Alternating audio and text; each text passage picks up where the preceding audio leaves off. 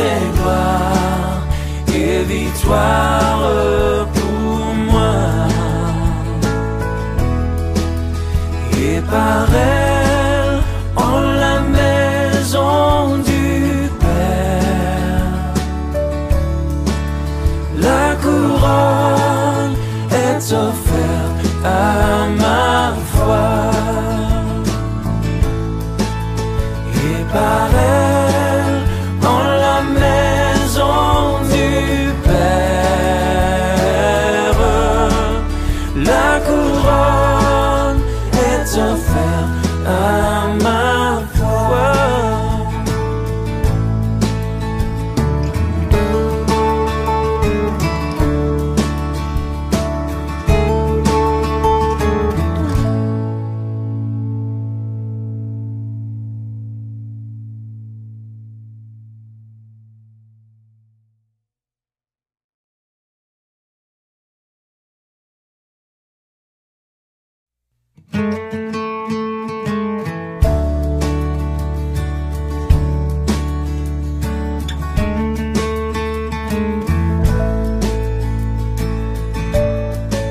Sur le mont du Calvaire, il était une croix où Jésus souffrit tant de douleur.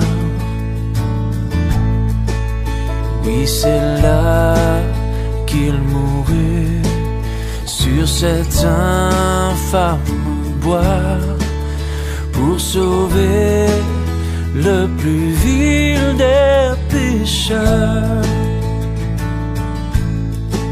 Cette croix me sera toujours chère. Elle est gloire et victoire pour moi. Et par elle, en la maison du Père, la couronne est offerte à ma foi.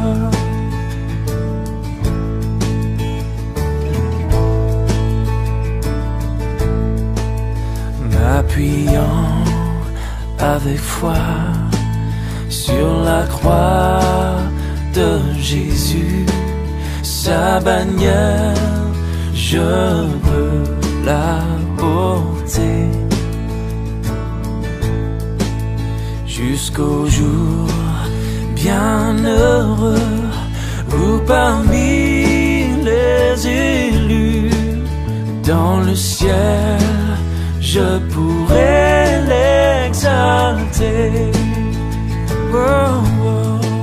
Cette croix me sera toujours chère. Elle est gloire et victoire pour moi. Et par elle, en la maison du Père, la couronne est offerte à ma foi.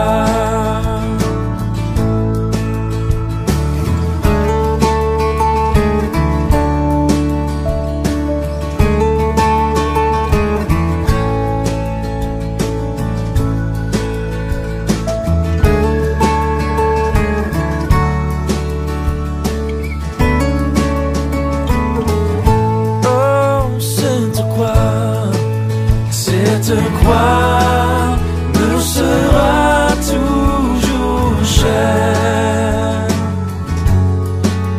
Elle est gloire et victoire pour moi.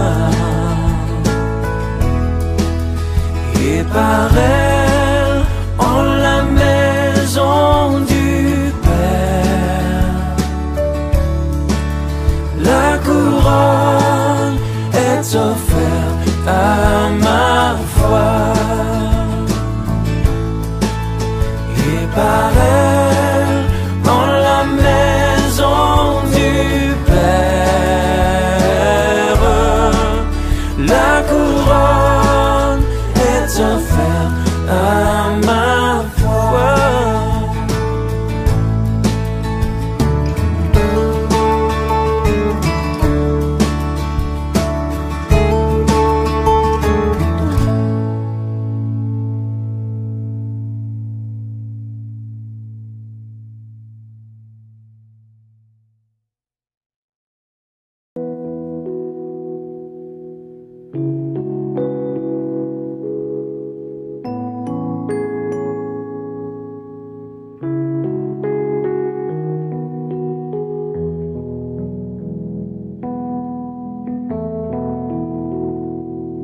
reçois ce parfum de reconnaissance qui s'élève vers ton trône.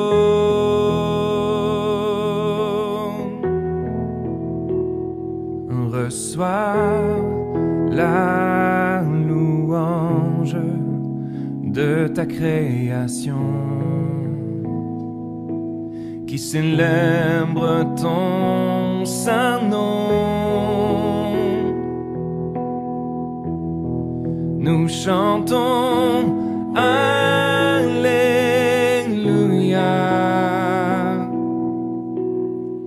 Alléluia,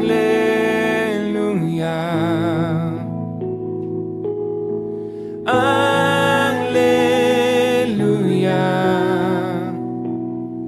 vers toi.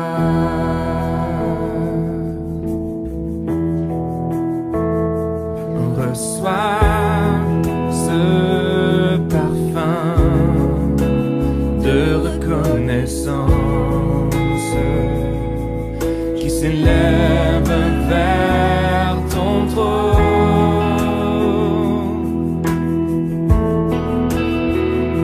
On reçoit la louange de ta création qui célèbre ton saint nom. Nous chantons Alléluia,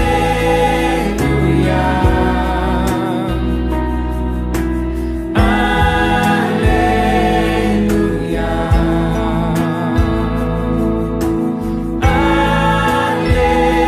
Alléluia, vers toi. Nous chantons Alléluia,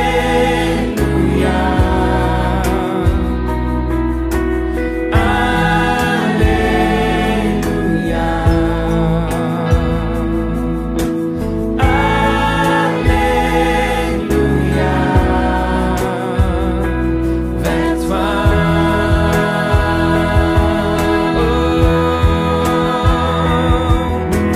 À toi la gloire, à toi la gloire, oh Jésus.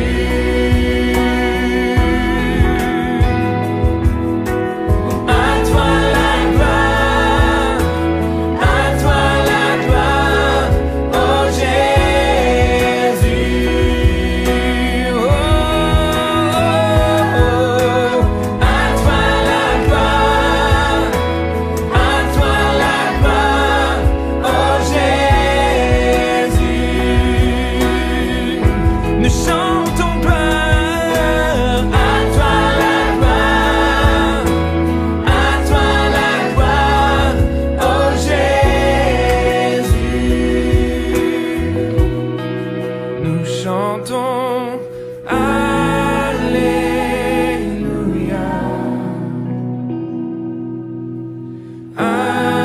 Alléluia,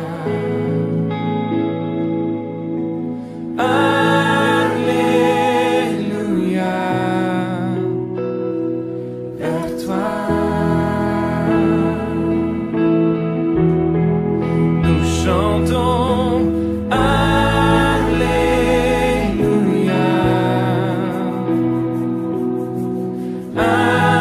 Alléluia,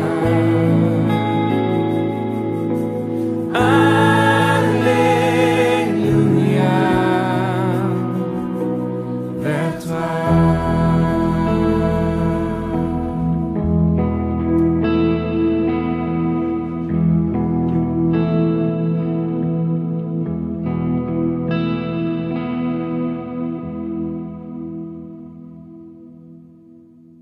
Il y a eu un don spirituel tout à l'heure où il était question de l'attachement au Seigneur, de tout abandonner pour le Seigneur, de mettre tout en œuvre, toute sa vie, pour que ces jours-là, que personne n'ait de regrets. Cantique des Cantiques, chapitre 5, le Cantique des Cantiques, c'est avant Ésaïe. parce qu'on ne le prend pas souvent, donc j'avoue que quelquefois ça peut être... On va prendre le verset 2, à partir du verset 2, il est dit « J'étais endormi, mais mon cœur veillait. C'est la voix de mon bien-aimé qui frappe. Ouvre-moi, ma sœur, mon amie, ma colombe, ma parfaite, car ma tête est couverte de rosée. Mes boucles sont pleines de gouttes de la nuit. J'ai ôté ma tunique, comment la remettrai-je? J'ai lavé mes pieds, comment les salirai-je? Mon bien-aimé a passé la main par la fenêtre, et mes entrailles se sont émues pour lui. Je me suis levé pour ouvrir à mon bien-aimé, et de mes mains a dégoûté la myrrhe. De mes doigts, la myrrhe répandue sur la poignée du verrou. J'ai ouvert à mon bien-aimé, mais mon bien-aimé s'en était allé. Il avait disparu. J'étais hors de moi quand il me parlait. Je l'ai cherché et je ne l'ai point trouvé. Je l'ai appelé et il ne m'a point répondu. Les gardes qui font la ronde dans la ville m'ont rencontré. Ils m'ont frappé, ils m'ont blessé. Ils m'ont enlevé mon voile, les gardes des murs. Je vous en conjure, filles de Jérusalem, si vous trouvez mon bien-aimé, que lui direz-vous? Que je suis malade d'amour. On va s'arrêter là pour l'instant et demander la grâce du Seigneur. Notre Dieu, notre Père, nous voici devant toi. Combien nous voulons, Seigneur, être reconnaissants déjà du fait que tu nous as donné la vie. Les souffles, Seigneur, que nous n'avons pas mérité. Seigneur, nul n'a fait le moindre effort pour se réveiller ce matin. Mais si nous sommes là, Seigneur, c'est par pure grâce. Nous voulons simplement te dire merci. Merci de nous avoir accordé cette journée. Merci, Seigneur, parce que nous savons que tu es là, présent au milieu de nous par ton esprit. Nous prions que tu puisses conduire ce moment, Seigneur, que tu puisses conduire toute cette journée. Que toi seul, Seigneur, sois le maître absolu, Seigneur, de chaque détail de notre vie. Nous te confions, Seigneur, tout le reste de la journée, Seigneur. Vraiment, sois béni, sois glorifié, Seigneur. Bénis mon frère, bénis ma sœur. En tout cas, glorifie ton nom, Seigneur, toi qui connais les besoins, qui connais, Seigneur, les attentes des uns comme des autres. Parle à ton cœur, à ton peuple ce matin, Seigneur mon Dieu, et que vraiment les âmes se tournent vers toi. Sois béni à jamais, car tu en es seul digne au nom de Jésus. Amen. Amen. Pouvez vous asseoir, bien-aimés.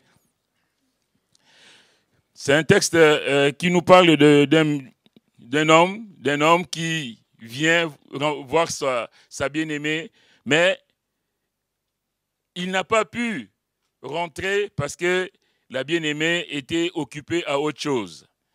Bien-aimés, il nous arrive à tous d'avoir un agenda où nous planifions notre emploi du temps. Nous planifions nos activités. Nous savons que le matin, je vais me lever, je vais faire telle chose. Demain, par exemple, je ferai un voyage. Donc, on fait tout pour avoir une organisation journalière. Mais pourquoi nous le faisons? Nous le faisons pour ne pas passer à côté des événements importants. On planifie les choses. Par exemple, pour celui qui veut aller travailler le lendemain, qu'est-ce qu'il fait la veille? Il met son réveil. Ça va de soi.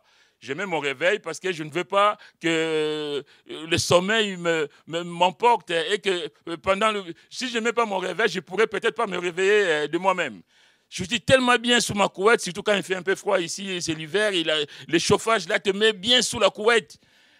Et on se dit, ah, je suis bien. Et puis, tu dois te réveiller. Et si tu n'avais pas mis le réveil, au lieu de te réveiller à 6 heures, tu sursautes à 9 heures et tu es en retard. Tu es en retard. Combien de fois, ici en France, en français, on dit, il a eu une panne d'oreiller. Mais bien aimé, ce matin, je vais vous dire que le Seigneur, lui, attend de nous que nous planifions aussi nos rendez-vous avec lui. Que nous soyons fidèles à nos rendez-vous. Vous savez, cette femme, on va y revenir, elle va passer à côté d'un moment de bénédiction. Pourquoi? Parce qu'elle est occupée à autre chose. Mais laissez-moi vous dire que celui qui veut être béni se prépare à recevoir la bénédiction. Et la bénédiction ne se trouve qu'en Jésus. Le bonheur dans ta vie, mon frère, ma soeur, ne se trouve qu'en Jésus et nulle part ailleurs. Si on veut prendre l'avion, on se prépare pour prendre l'avion. Maintenant, avec le terrorisme, vous savez qu'il faut aller 3 heures avant. Il y a même des pays, par exemple aux États-Unis, il faut aller je ne sais pas combien d'heures avant, au risque de rater ton avion. Et si tu rates ton avion, billets non remboursés, non échangés, et puis bon, frais d'hôtel et tout ça, il y a des choses qui peuvent gêner en tout cas la vie de quelqu'un. Pareil pour les trains. On arrive et puis, combien de fois on arrive devant à la gare, on a couru et puis on voit le train partir. Et on voit le feu arrière du train. Et le prochain, c'est dans 1 heure. Et on a fait tous ces efforts, on a faut que j'ai ce train, j'ai telle chose à faire. Et puis le train qui est parti, évidemment, ça influe sur ta journée parce que tu auras 1 heure de retard et qu'il faudra rattraper et ça peut avoir des conséquences.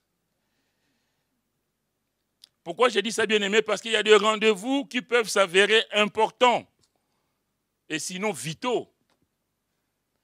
Le médecin te donne rendez-vous. Il dit, monsieur Makassi, demain, il faut que je vous voie à 15 heures pour faire un bilan de santé, je ne sais sur quoi, mais demain, il faut qu'on se voie. Bien aimé, on va se dépêcher parce qu'on sait qu'il y va de notre santé.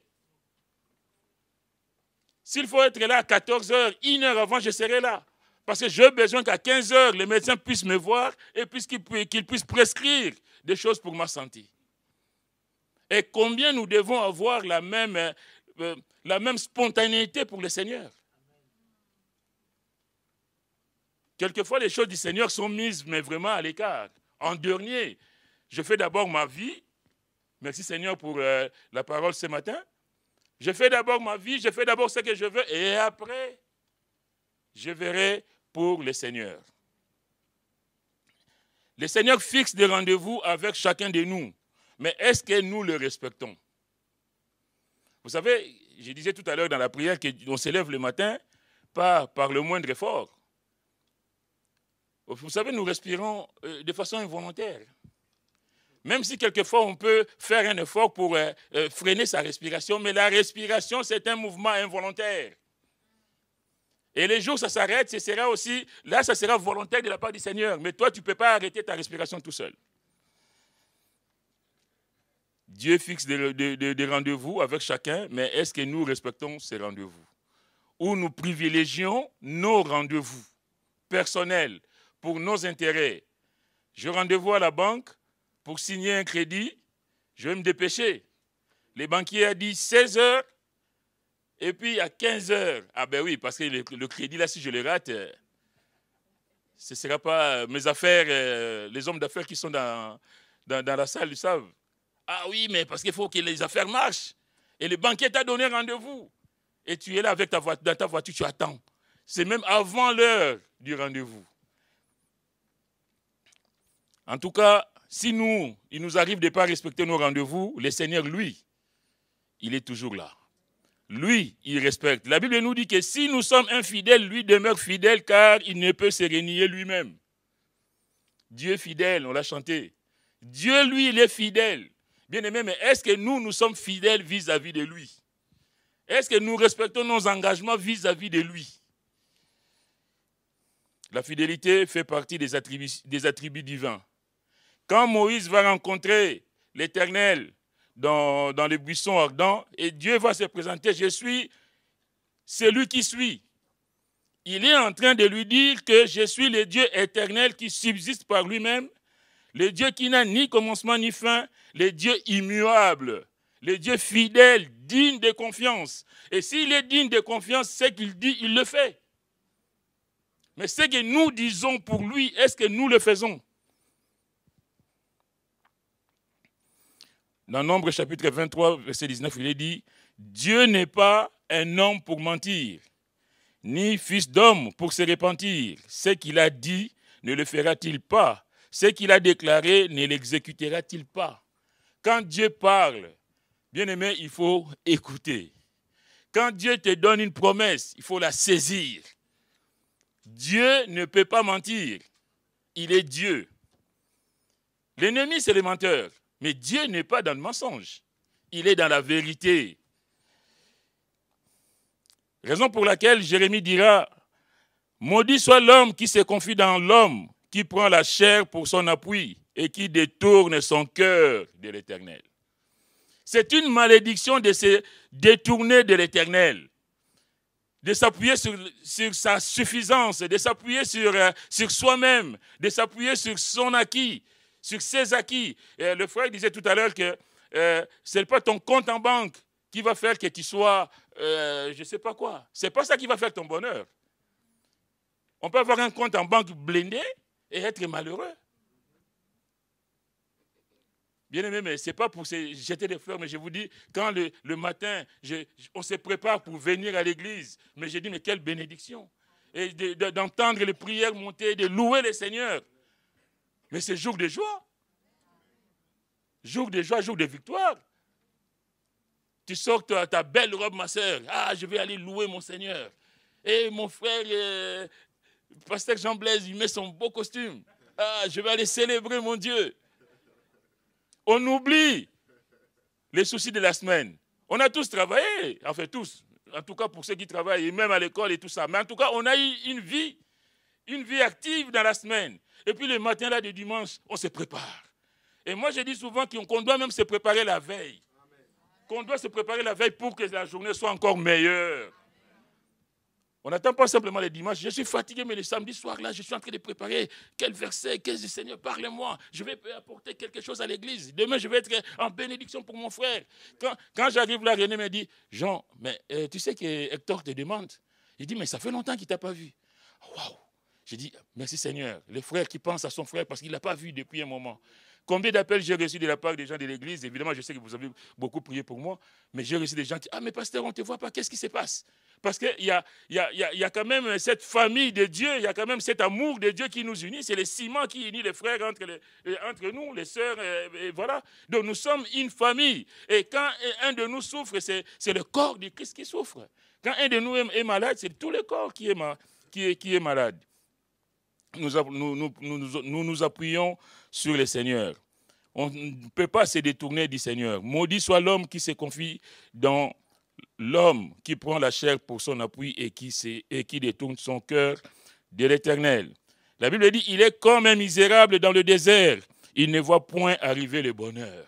Il passe à côté du bonheur. Parce qu'il s'appuie sur la chair, il s'appuie sur ce qui est passager, vanité des vanités, tout ce qui va disparaître demain. On ne peut pas s'appuyer sur ça. Bien aimé, on s'appuie sur le Seigneur. Et ça continue. Verset 7, il est dit dans Jérémie 17, « Béni soit l'homme qui se confie dans l'Éternel et dont l'Éternel est l'espérance. » Je ne mets pas mon espérance sur des choses passagères, comme on disait tout à l'heure, mais je mets mon espérance dans le Seigneur. Quelles que soient les tribulations qu'on peut avoir, les frères disaient encore tout à l'heure que nous aurons des tribulations, c'est écrit. Mais quelles que soient les difficultés, quels que soient les problèmes, je m'appuie sur toi, Seigneur. Je m'appuie sur mon Dieu. Béni soit l'homme qui se confie dans l'Éternel et dont l'Éternel est l'espérance. Que Dieu soit béni.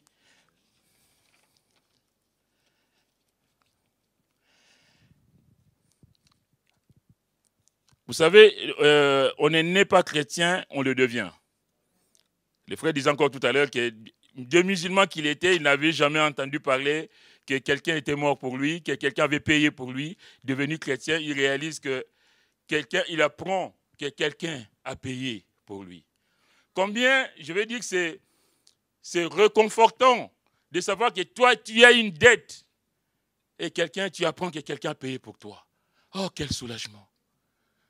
Ton loyer, là, tu ne sais pas comment tu vas payer à la fin du mois et tu apprends par un coup de fil. Ben, monsieur, votre loyer du mois de février est payé. Comment? Mais je n'ai rien donné. Oui, mais ça y est, c'est fait. On passe à autre chose. Quel soulagement si tu passais par des moments difficiles, si tu te posais des questions, de savoir que quelqu'un a payé pour toi. Et pour la vie éternelle, le Seigneur a payé pour toi et pour moi.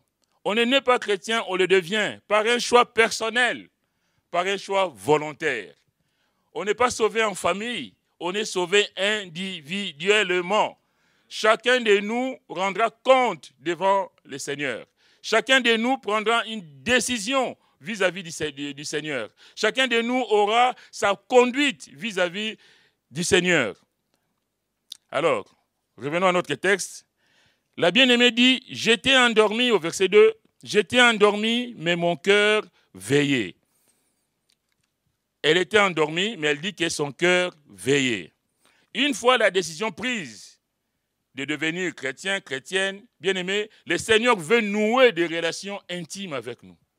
Le Seigneur veut qu'il y ait une vie commune, qu'il y ait une marche commune, qu'on puisse vivre tous les jours ensemble. Le livre des Cantiques, c'est le livre de mariage. Hein. C'est le livre d'amour où on voit l'amour d'un homme qui se lie avec une femme. Et les fiancés s'envoient souvent de petits versets. Tu es belle, ma colombe, tu es belle. À l'école biblique, les gens qui se rencontraient à l'école biblique, ça ne s'arrêtait pas d'envoyer des messages des cantiques des cantiques. Oui, mais parce que c'est le livre qui parle de l'amour. Bientôt, on va fêter, les gens qui fêtent, bon, on va fêter Saint-Valentin. Saint-Valentin, la fête des amoureux. On va s'envoyer des fleurs, on va s'envoyer des cartes, on va s'acheter des bijoux, et des cravates, et de ceci, et de cela. C'est une bonne chose. Mais quelquefois, c'est fait pour faire. Ah, si je ne fais pas ça à ma femme, elle va me dire, mais à la Saint-Valentin, tu n'as rien fait pour moi. Et si tu ne fais pas ça à ton mari, il va dire, hé, mais la Saint-Valentin, c'est demain, ma chérie. Et c'est aujourd'hui. Tu as fait quoi manger ou quel restaurant? Et voilà. Mais les gens vont faire, même si dans le cœur, il n'y a pas le feu. L'homme est hypocrite. Quelquefois, on fait des choses parce que tout le monde le fait. Il va t'offrir un beau bouquet de fleurs, mais c'est parce que c'est la culture française qui le veut. Est-ce que dans son cœur, il a réellement envie de t'offrir un bouquet de fleurs? Il va t'offrir un bijou en cœur, de cœur croisé.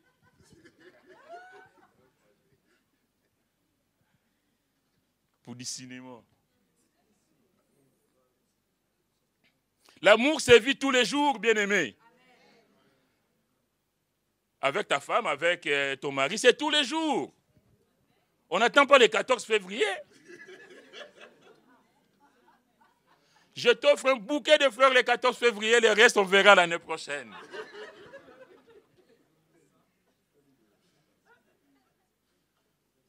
Mais quelle surprise de rentrer samedi soir du travail, chérie. Un bouquet pour toi. Et c'était le 15 avril.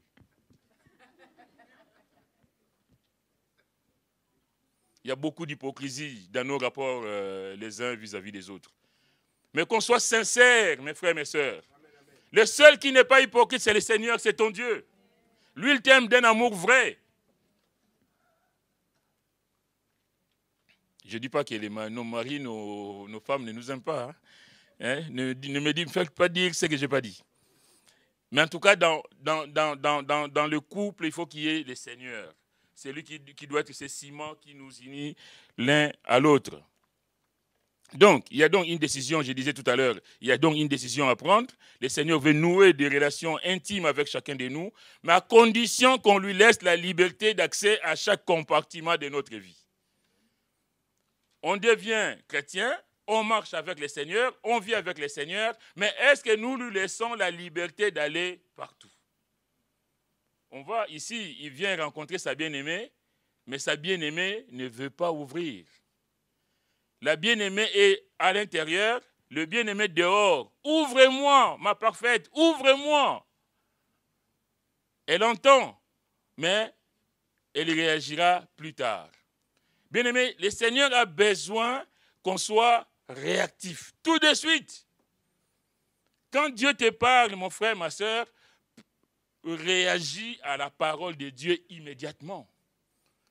On ne renvoie pas au calendrier grec ce que Dieu te demande de faire aujourd'hui. Dieu te demande de demander pardon à ton épouse ou à ton époux aujourd'hui, ou même à ton enfant ou à quelqu'un que tu as blessé. Tu dis, mais Seigneur, ça on verra plus tard. Et plus tard, peut-être la personne ne sera plus là. Ou toi, tu ne seras plus là.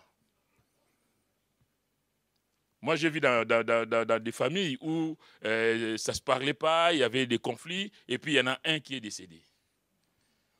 Et ils n'ont pas eu le temps de se demander pardon, ils n'ont pas eu le temps de se voir, de discuter, de s'expliquer. Et l'autre est parti. Et là, tu vas pleurer toute ta vie. Bon, là, tu vas pleurer que ton frère ou ton mari ou je ne sais pas qui, quelqu'un de très cher est parti. En sachant qu'il était là, tu n'as jamais cherché à t'approcher de cette personne. Tu n'as jamais cherché à lui serrer la main. Tu n'as jamais cherché à aller le voir, à discuter, à mettre les choses au clair avec cette personne. Le Seigneur veut une relation d'amour solide et surtout bien entretenue au quotidien. C'est vrai que notre quotidien, nous qui vivons dans des pays développés comme ça, on court tout le temps. On court tout le temps. Évidemment, si tu ne cours pas, tu ne manges pas.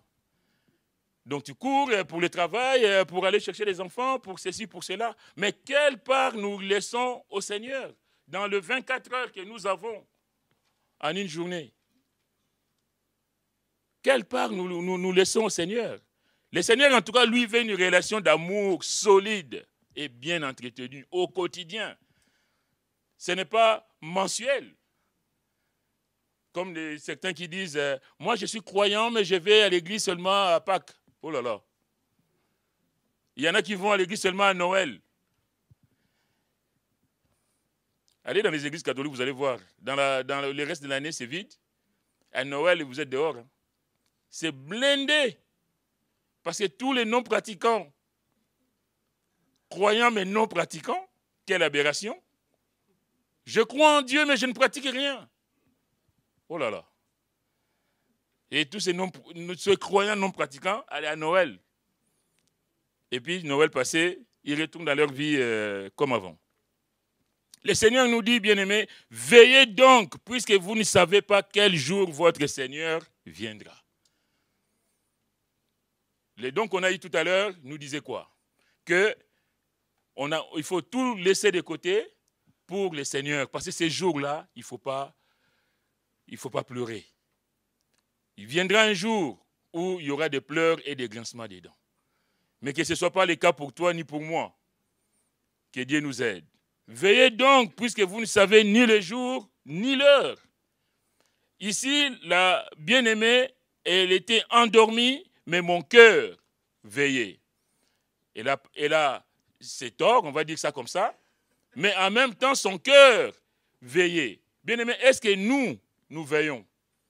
Est-ce que nous savons qu'un jour, le Seigneur va revenir?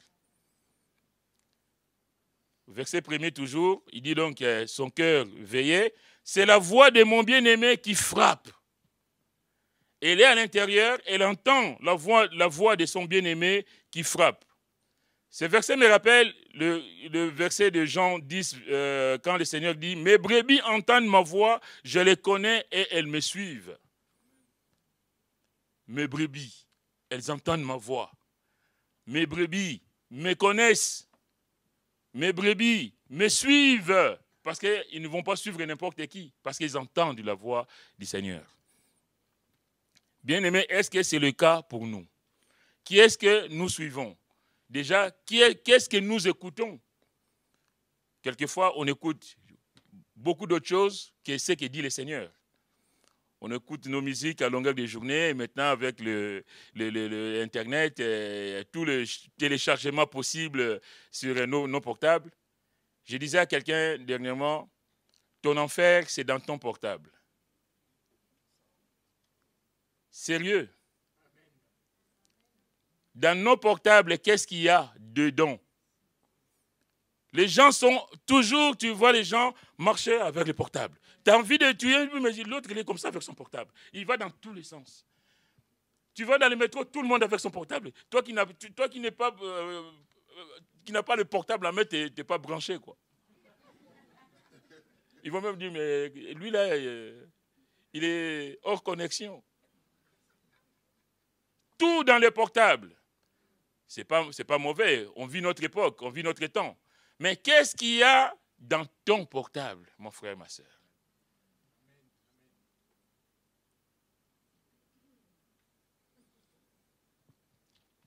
Que Dieu nous aide. En tout cas, je l'ai dit à quelqu'un.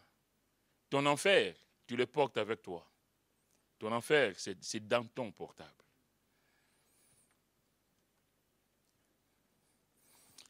C'est la voix de mon bien-aimé qui frappe. Ça me rappelle aussi ces versets d'Apocalypse. On va les prendre rapidement dans le chapitre 3.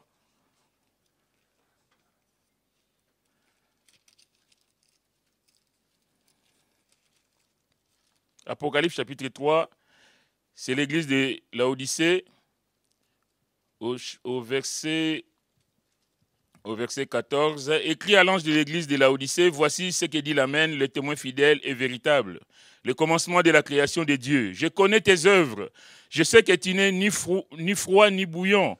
Puisses-tu être froid ou bouillant? Ainsi, parce que tu es tiède et que tu n'es ni froid ni bouillant, je te vomirai de ma bouche.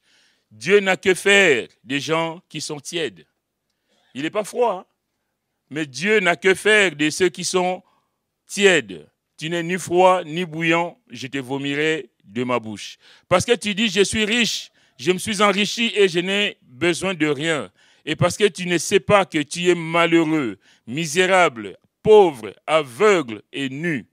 Je te conseille d'acheter de moi de l'or éprouvé par le feu afin que tu deviennes riche et des vêtements blancs afin que tu sois vêtu et que la honte de ta nudité ne paraisse pas et un collier pour oindre tes yeux afin que tu vois. Moi, je reprends et je châtie tout ce que j'aime. Aie donc du zèle et répands-toi. Aie donc du zèle. Le Seigneur a besoin que nous soyons zélés pour lui, qu'on puisse témoigner pour lui, qu'on puisse non seulement témoigner aux autres de ce que le Seigneur fait, mais de témoigner notre amour vis-à-vis de lui-même, dans cette relation que nous devons nouer tous les deux, dans cet échange, dans cet amour vécu au quotidien. Nous devons être zélés pour mon Seigneur. Ce n'est pas simplement quand je viens à l'église, même quand je suis à la maison et que je suis en train de louer mon Dieu, les gens disent, mais attends, mais qu'est-ce qu'il a? C'est une église dans sa maison. Ben oui, mais maintenant il y a tout YouTube. Et je mets la musique, je mets le chant religieux, je suis en train de louer mon Dieu tout seul. Merci Seigneur. Et personne ne me voit, mais le Seigneur est là. Je suis en train de célébrer mon Seigneur. Ayez du zèle, et donc du zèle et répands-toi. Donc, le verset que je voulais prendre, c'est celui-ci. Voici, je me tiens à la porte et je frappe. Si quelqu'un entend ma voix et ouvre la porte, j'entrerai chez lui et je souperai avec lui et lui avec moi. Je me tiens à la porte et je frappe. Le Seigneur frappe à la porte de nos vies. Le Seigneur frappe à la porte de quelqu'un ce matin.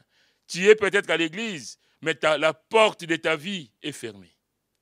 On est peut-être là, mais qu'en est-il de nos vies, de notre relation avec le Seigneur? Le Seigneur est-il dedans ou dehors? Parce que quand quelqu'un frappe, c'est qu'il est dehors. On ne frappe pas quand on est à l'intérieur. C'est de la folie. Quand quelqu'un frappe, c'est parce qu'il est dehors. Quand quelqu'un frappe, c'est parce qu'il veut qu'on lui ouvre. Il m'est arrivé à l'hôpital de frapper avec, vous savez, les blouses blanches, on dit qu'ils ont une certaine toute puissance, parce qu'on se croit, parce qu'on sauve des vies. On se prend pour le bon Dieu. On frappe. Il y en a même qui rentrent dans des chambres de patients sans frapper. Alors moi, quand je vois ça, je suis horrifié. J'ai dit non, on ne rentre pas chez quelqu'un comme ça, il faut frapper. Et quelquefois, tu as frappé et tu rentres, l'autre qui te dit, allez, dehors. Je ne t'ai pas dit d'entrer. Monsieur, je ne vous ai pas dit d'entrer. Ben oui, et là, on est... Bon, ok, madame, merci. Même si toi, tu es venu parce que si tu apportes des soins, elle te dit, elle est chez elle, et c'est elle qui décide. La personne, c'est elle qui décide. Bien aimé, c'est pour dire que si Dieu frappe à ta porte, si tu n'es pas d'accord, il ne va pas rentrer. Si tu ne le laisses pas rentrer, il ne rentrera jamais. Ici, à Laodicée, le Seigneur frappe à la porte. Je me tiens à la porte et je frappe. Il est dehors. Dieu est dehors, le Seigneur est dehors. L'Église ne s'en rend même pas compte. Parce qu'elle est dans sa toute suffisance. On reprend le texte. Parce que tu dis, verset 17, je suis riche, je me suis enrichi et je n'ai besoin de rien. Et parce que tu ne sais pas que tu es malheureux. Ce n'est pas le compte en banque qui va faire que tu sois heureux. Ce n'est pas la beauté physique qui va faire que tu sois, je ne sais, quel genre de femme ou d'homme. Bien-aimé, c'est parce que c'est le Seigneur en toi qui va faire que tu sois béni, que tu sois heureux. Et ici, dans cette église, on voit qu'il y a le Seigneur qui va frapper à la porte. Mais vous le savez, l'église, ce n'est pas le bâtiment. L'église, ce n'est pas comme on est ici. L'église, c'est d'abord ton cœur. C'est le cœur de chacun de nous qui forme l'église. Si chacun de nous ne se met pas en condition d'être un bon enfant de Dieu, mais l'église ne va pas avancer non plus. L'église, c'est un ensemble de gens que le Seigneur a sauvés, des gens qui se sont donnés au Seigneur et qui se réunissent. Mais si chacun de nous, je disais tout à l'heure que quand le samedi soir ou même dans la journée, on se prépare pour le lendemain, bien aimé, il y aura une bénédiction à l'église. Chacun va apporter son feu. Chacun va apporter ce qu'il a reçu la veille. Et il y aura le feu le lendemain. Il y aura le feu le dimanche matin. Quelquefois, les gens changent d'église. Ah oui, il n'y a pas le feu dans cette église. Mais qu'est-ce que tu as apporté pour qu'il y ait le feu?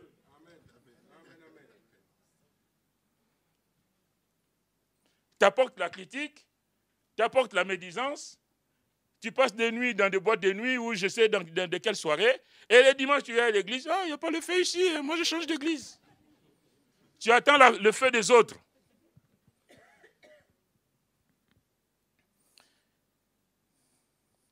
Une assemblée qui a connu la grâce de Dieu, le Seigneur le dit, mais qui a un relâchement spirituel. L'orgueil a remplacé l'humilité, le matérialisme a remplacé la foi en Dieu, la suffisance a conduit à l'aveuglement spirituel. Quelle catastrophe! Combien d'entre nous, nous étions tout feu, tout flamme pour le Seigneur? Combien d'entre nous, nous aimions le Seigneur au début? Et puis, chemin faisant, on s'est dit, mais on rentre dans une sorte de routine. Et on oublie le Seigneur, on oublie l'essentiel. C'est un peu ce qui arrive là. Ah, moi j'ai trouvé, le Seigneur t'a béni, tu as trouvé un bon travail, et puis c'est le travail qui accapare tout. Tu cherchais un mari, tu cherchais une femme, tu as trouvé l'âme sœur, et puis, ben oui, mais moi j'ai mes activités, et puis voilà. On oublie celui qui t'a donné la femme que tu cherchais. Tu oublies celui qui t'a donné le mari que tu cherchais. Tu oublies celui qui t'a donné le travail que tu cherchais. Quelle catastrophe, quoi. Quand on frappe à la porte, je disais tout à l'heure, c'est qu'on est dehors. Et dans le cas de Laodicée, le Seigneur est dehors sans que l'Église ne s'en aperçoive. Qu'en est-il de nous, mon frère, ma sœur? La vraie richesse, le vrai bonheur ne se trouve qu'en Christ et nulle part ailleurs. Tu peux te dire riche, tu peux te dire beau, belle, mais si tu n'as pas Jésus avec toi, c'est rien du tout. Demain, les choses, tout passera, sauf la parole de Dieu, sauf le Seigneur qui ne passera pas. À souligner que quand le Seigneur frappe, c'est qu'il cherche à renouer cette relation rompue unilatéralement. C'est parce qu'il y a une fracture dans votre relation. Il y a quelque chose qui s'est brisé, mais ce n'est jamais du côté du Seigneur. C'est toujours de notre faute. La faute ne sera jamais du côté du Seigneur. Lui, il demeure fidèle. C'est nous, par nos façons de faire, nos activités, nos pensées, notre vie, c'est nous qui faisons que cette relation soit rompue. Mais lui, étant fidèle, il va venir frapper. Il va venir te rappeler que je suis là. Même si toi, tu ne les calcules pas, permettez-moi l'expression, mais lui sera fidèle. Si tes rendez-vous du matin où tu prenais 30 minutes, 1 heure pour le Seigneur, si maintenant parce que tu as d'autres activités et que tu as mis ça de côté, sache que ton Seigneur sera toujours là. Si c'était à 5 heures, lui sera toujours là à 5 heures.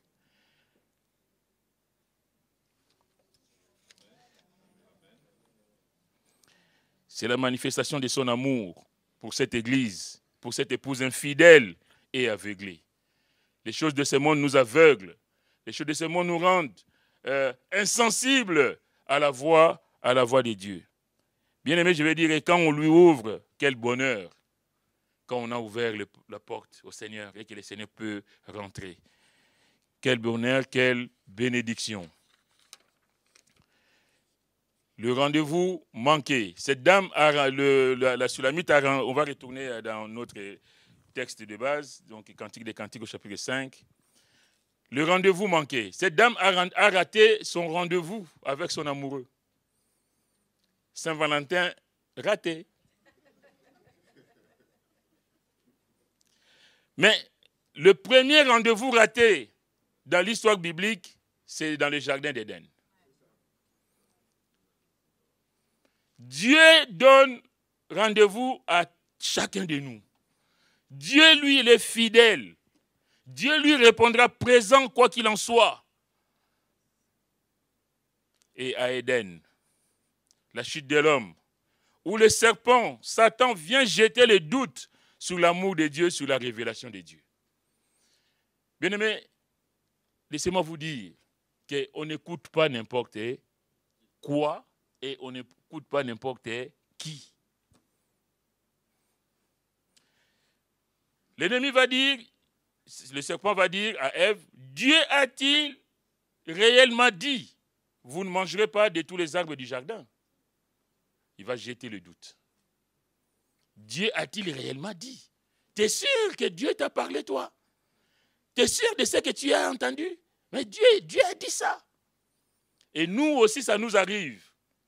À force d'écouter n'importe qui, n'importe quoi, tu doutes de la parole de Dieu. Tu doutes de la confiance de Dieu. Tu doutes de l'amour de Dieu pour toi. La femme répondit, on peut prendre le texte. Je sais que l'heure avance, mais c'est dimanche, jour du Seigneur. Ceux qui ont fait un redit, pasteur, oui, il va être midi là. La femme répondit, chapitre 3 de Genèse, verset 2, la femme répondit au serpent, nous mangeons du fruit des arbres du jardin, mais quant au fruit de l'arbre qui est au milieu du jardin, Dieu a dit, vous n'en mangerez point et vous n'y toucherez point, de peur que vous ne mouriez. La femme va répondre au malin. La première erreur que la femme fait, c'est d'être à l'écoute de ce que le diable lui dit. On ne communique pas avec n'importe qui. On n'établit pas de relations d'amitié avec n'importe qui. Au risque de détruire ta vie, le diable ne viendra jamais te dire que je suis venu pour te faire tomber. Je suis venu pour briser ta vie. C'est pourquoi on l'appelle le malin. Il va venir avec subtilité. Il va avoir une apparence de quelqu'un de bien. Pour Ève, il dit, ben oui, mais il est gentil, le serpent. Il me pose des questions que je n'avais pas réalisées avant. Déjà, si vous lisez bien la Bible, la femme répondit au serpent et tout ce qu'on a lu là, que Dieu a dit, vous ne mangerez point et vous n'y toucherez point. Dieu n'a jamais dit que vous n'y toucherez point. Lisez bien votre Bible. Il a dit, vous ne mangerez pas, c'est au chapitre 2, verset 16. L'Éternel Dieu donnant cet ordre à l'homme, tu pourras manger de tous les arbres du jardin, mais tu ne mangeras pas de l'arbre de la connaissance du bien et du mal, car le jour où tu en mangeras, tu mourras. Dieu n'a jamais dit à Adam et à Ève de ne pas y toucher. Et là qu'est-ce qu'on lit? La femme dit, Dieu a dit que vous ne mangerez point et vous n'y toucherez point. C'est tout ce on rajoute, vient du malin. La parole de Dieu, personne ne peut modifier la parole de Dieu. On ne doit pas retrancher ni ajouter à la parole de Dieu. Et là, c'est déjà une grosse erreur. Déjà, la femme noue cette conversation avec une personne inappropriée. Et de deux, elle est troublée. J'imagine que là, elle est déjà, le malin a déjà fait son travail. Et il rajoute quelque chose que Dieu n'a pas dit. Et au verset 4, le serpent dit, alors le serpent dit à la femme, vous ne mourrez point, mais Dieu sait que les jours où vous en mangerez, vos yeux s'ouvriront et que vous serez comme des dieux, connaissant le bien et le mal. Quelle folie! La femme vit que l'arbre était bon à manger et agréable à la vue. Évidemment, elle va manger et donner à son mari qui était à côté. La première erreur donc de la femme et de l'homme, parce que l'homme était là. Il est dit que quand lui, la femme va croquer, il va donner à l'homme qui était auprès de lui. En d'autres termes, quand Ève était en conversation avec le serpent, Adam était le père passif. Il était l'observateur.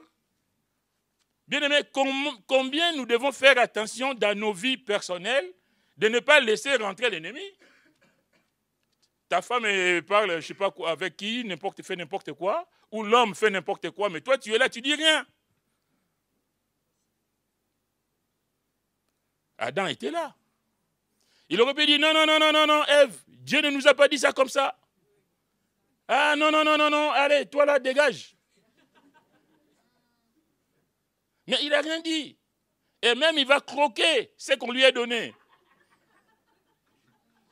Après, il va dire, c'est la femme que tu as mise auprès de moi, c'est la faute de Dieu. Mais quand je lis ça, c'est nous. Tout ce qui ne va pas dans ta vie, par tes égarements, par tes inconséquences, c'est la faute de ta femme, c'est la faute de ton mari, c'est la faute du Seigneur. Que Dieu nous aide. Première erreur donc d'avoir tendu l'oreille à Satan. L'ennemi ne viendra jamais te dire que son but est de détruire ton foyer, ton ménage, ton travail et je ne sais quoi d'autre. Il va venir avec des façons détournées.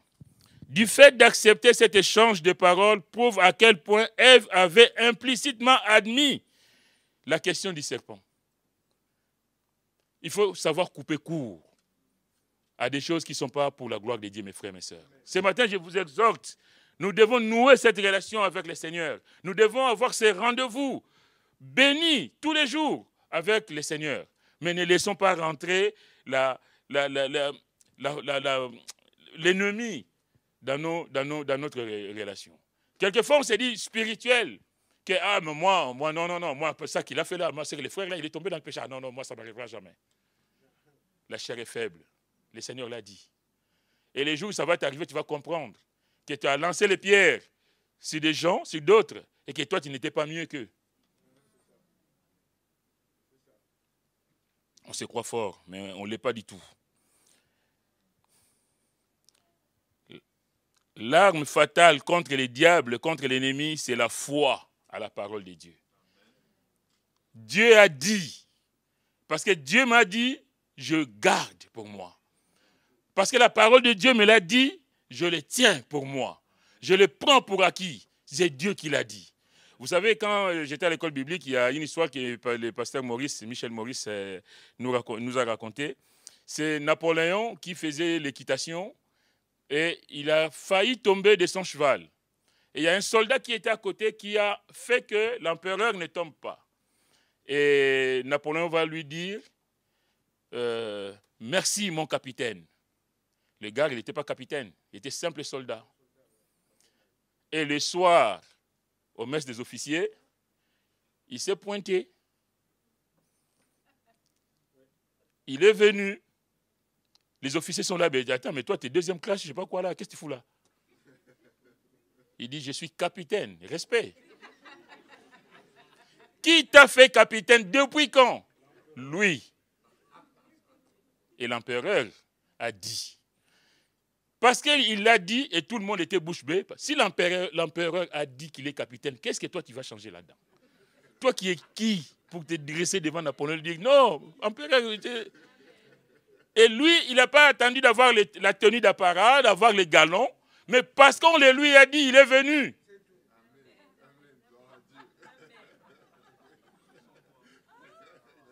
Il dit, mais oh, capitaine. Et il est rentré, il a pris part au festin comme tous les officiers. Il était capitaine. Le reste, ça viendra plus tard, mais je suis capitaine. La tenue des capitaines, les galons, ça viendra après. Extraordinaire. Si ça peut se faire pour Napoléon qui est un être humain comme vous et moi, mais à combien plus forte raison si Dieu te dit? Si Dieu te donne, et toi tu es dans les doutes, oh, c'est vraiment Dieu qui a dit, mais tu ne l'auras pas. Si les messieurs étaient restés dans, je ne sais pas où, devant la guérite là-bas pour regarder les officiers qui vont rentrer, ils ne seraient jamais admis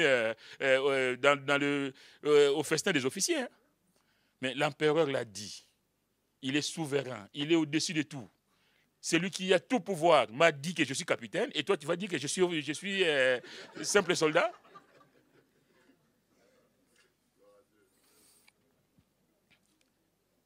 La foi dans la parole de Dieu. Seigneur, tu l'as dit. La Bible nous dit qu'ainsi la foi vient de ce qu'on entend et ce qu'on entend vient de la parole de Christ. Seigneur, parce que tu l'as dit, je l'accepte. Même si ça tarde, je vais attendre l'accomplissement. Parce que Dieu, tu l'as dit.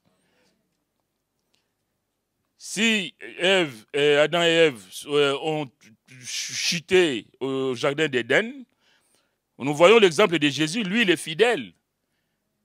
Lui qui a été obéissant jusqu'à la mort et dans le désert. Vous pouvez faire les contrastes. Là où le jardin d'Éden, où il y avait l'abondance, où il y avait tout, mais ils n'étaient pas contents, ils sont tombés. Et le Seigneur, lui, il est dans le désert. Le désert, c'est symbole d'aridité, de manque, de soif. D'ailleurs, la Bible dit qu'il eut faim. Et c'est là que l'ennemi va charger. Mais le Seigneur va remporter la victoire. Pourquoi? Parce qu'il est la parole faite chair. Bien-aimés, ayons cette parole autour de nous. Si nous avons la parole en nous, l'ennemi peut venir, hein, mais la parole de Dieu va le repousser. Le Seigneur a remporté cette victoire parce qu'il est la parole faite chair. Il ne peut pas en être autrement. Dieu veut l'obéissance à la parole, à sa parole, tout simplement. Est-ce que nous sommes obéissants à la parole de Dieu? C'est ce que la Bible nous dit dans 1 Samuel 15, verset 22. L'Éternel trouve-t-il du plaisir dans les holocaustes et les sacrifices, comme dans l'obéissance à la voix de l'Éternel? Voici l'obéissance vaut mieux que les sacrifices. Ce n'est pas parce que tu donnes ta dîme, même le triple de la dîme à l'église, que Dieu va t'accepter. Ton cœur n'est pas au Seigneur, mais il y en a qui pensent comme ça. Parce que j'apporte quelque chose à l'église, sûrement Dieu va me recevoir. Dieu, le moment venu, Dieu va dire, tiens, il a donné 3 fois la dîme. Ça n'a rien à voir. Je connais une histoire, c'est un frère aussi à l'école biblique c'était en Afrique. C'est un monsieur qui avait 3-4 femmes chrétiens. Je ne sais pas quel genre de chrétien, mais il était dans l'église. Et cet homme, le pasteur n'osait même pas l'interpeller parce qu'il venait avec les 3 ou 4 femmes, avec une ribambelle d'enfants. Et il a porté beaucoup d'argent. Évidemment, s'il a 3-4 femmes en Afrique, c'est pas un pauvre malheureux qui va faire ça. Donc, il a porté beaucoup d'argent à l'église. Et le pasteur de l'église là-bas ne disait rien. Il ne prêchait même pas sur la fidélité, sur l'homme quittera son père, sa mère, s'attachera à sa femme. Il ne prêchait pas sur ça. Et mais tu veux que les riches partent. Donc cet homme était à l'église. Il a porté beaucoup d'argent. Et ses frères disaient, mais comment est-ce qu'on peut accepter des choses comme ça dans la maison du Seigneur? On ne veut pas dire certaines choses de peur que la personne qui apporte son offrande, sa dîme, tout ce qu'il apporte à l'église puisse partir. Mais Dieu n'a que faire de ça. Nous devons être dans la vérité. Ta parole est la vérité, sanctifie-les par ta vérité, ta parole est la vérité.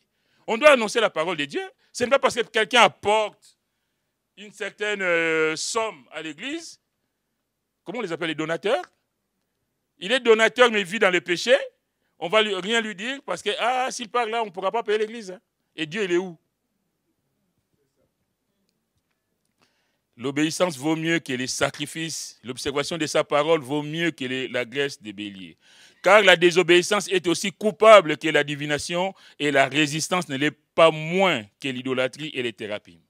Vous connaissez l'histoire de Saoul et Samuel va lui dire, puisque tu as rejeté la parole de l'Éternel, il te rejette aussi comme roi. Bien-aimés, je pense que là, aujourd'hui, je vais m'arrêter là, il y a encore beaucoup de choses à dire. Mais si nous ne sommes pas fidèles, si nous ne gardons pas la parole de Dieu, Dieu pourra nous rejeter le moment venu. Saoul a été rejeté puisque tu as rejeté la parole de l'Éternel, il te rejette aussi comme roi.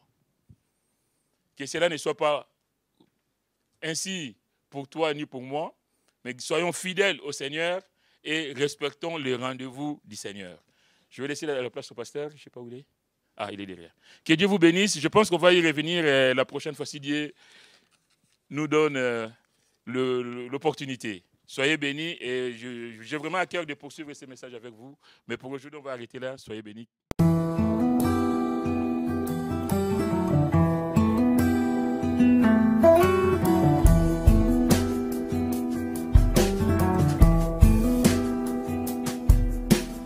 Oh, prends mon âme, prends-la, Seigneur, et que ta flamme brûle en mon cœur,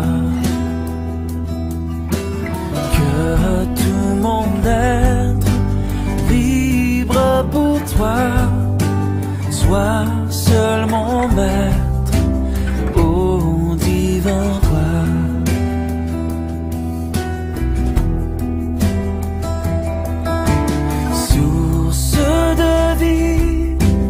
De paix, d'amour, vers toi je crie, la nuit, le jour, entends ma plainte, sois mon soutien, calme ma crainte, toi mon seul bien.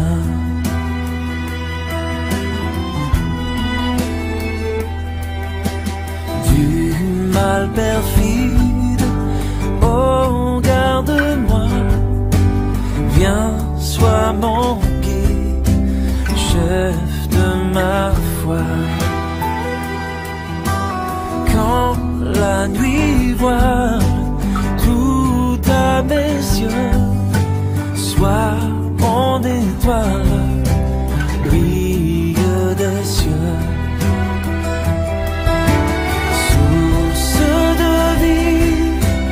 De paix, d'amour, vers toi je crie, la nuit, le jour, entends ma plainte, sois mon soutien, calme ma crainte, toi mon seul bien. Oh.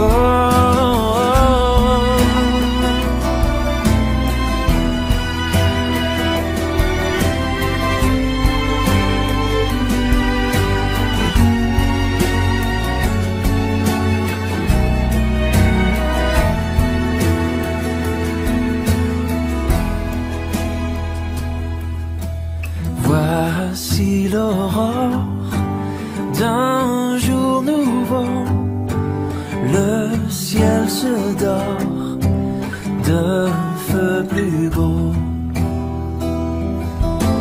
Jésus s'apprête, pourquoi gémir, levant nos têtes, il va venir.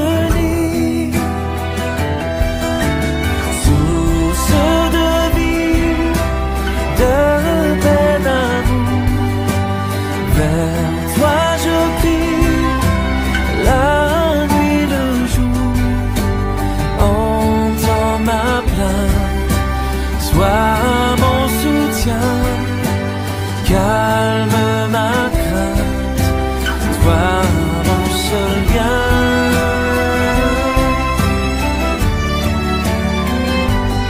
Oh, vers toi je crie, la entends ma plainte, sois mon soutien, calme ma crainte, toi mon seul bien.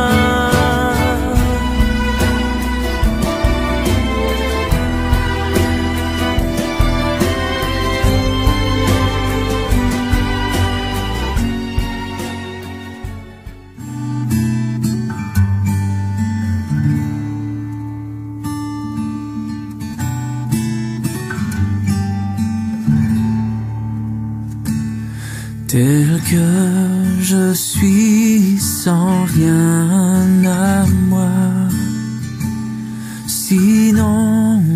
ton sang versé pour moi,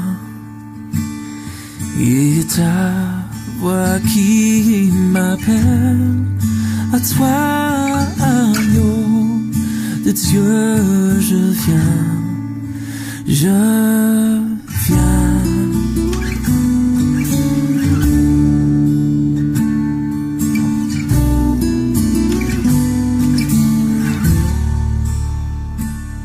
Tel que je suis bien vacillant, en proie au doute à chaque instant, lutte au-dehors, crainte au-dedans, agneau de Dieu, je viens.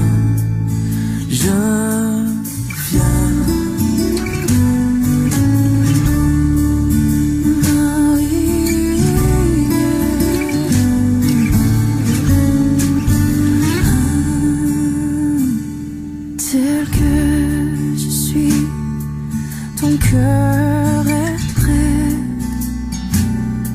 à prendre le mien tel qu'il est, pour tout changer, sauveur parfait, agneau de Dieu, je viens.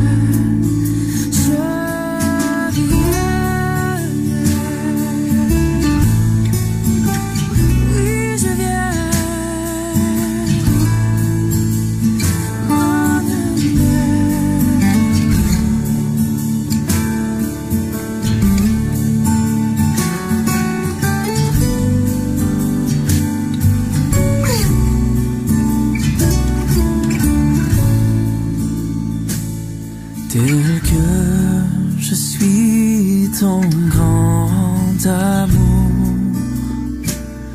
a tout pardonné sans retour.